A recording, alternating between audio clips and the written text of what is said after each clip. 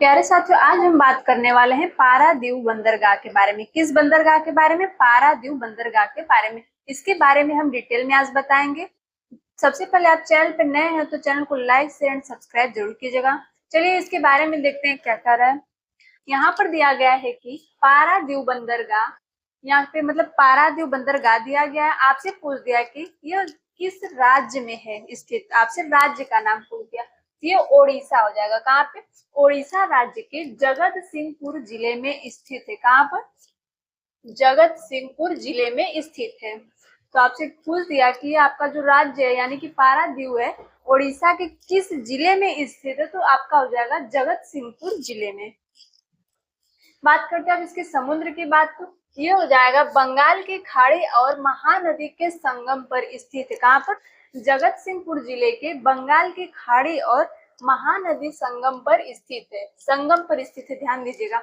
अब आपसे बात कर रहा है यहाँ पर कि आधारशिला के बारे में आपसे पूछ गया कि इसकी आधारशिला क्या है, तो यानी कि किसने रखी थी। तो इसकी आधारशिला जो है 3 जनवरी 1962 को, किसको? 3 जनवरी 1962 को प्रधानमंत्री पंडित जवाहरलाल नेहरू ने रखी थी। किसने रखी थी? पंडित जवाहरलाल नेहरू ने इसकी आधारशिला रखी थी। आधारशिला का मतलब होता है नींव। क्या होता है? नींव। जैसे घर और बनती है तो सबसे पहले उसकी नींव डाली जाती है ना, तो वही बात है कि पारा जो बंदरगाह है इसकी सबसे पहले नींव किसने रखी थी? तो पंडित जवाहरलाल नेहरू ने रखी थी। अब बात करते हैं उसके उद्घाटन यानी उसकी शुरुआत की। तो इसकी शुरुआत कब हुई थी? तो 12 मार्च 1966 को स्वीडन के प्रधानमंत्री ओलोफ पाल्मे द्वारा किया गया था। किसके द्वारा किया गया था? ओलोफ पाल्मे के द्वारा। यहाँ पर कहाँ के वैज्ञानिक थे? तो स्वीडन के वैज्ञानिक थे, इसको ध्यान रखिएगा।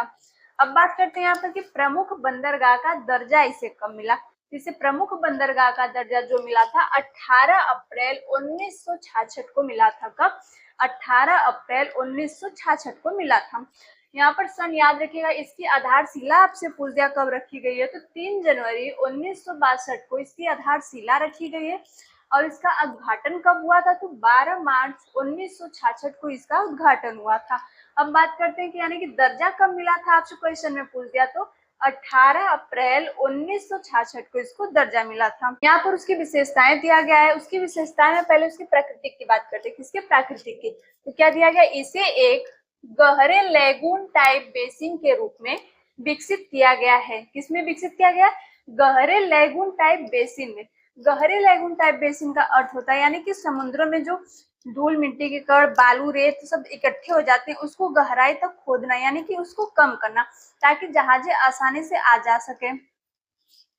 अब इसके आगे क्या दिया गया? जो बड़े जहाजों को आसानी से संभाल सकता है। अभी हमने आपको बताया कि जो बड़े जहाजों को आसानी से संभाल सकता है।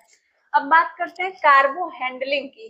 कार्गो हैंडलिंग का मतलब होता है कि सामानों को जहाजों से उतारना या चढ़ाना होता है। तो यहाँ पर दिया गया है कि ये भारत में माल की आवाजाही, किसकी आवाजाही की मात्रा में शीर्ष बंदरगाहों में एक है।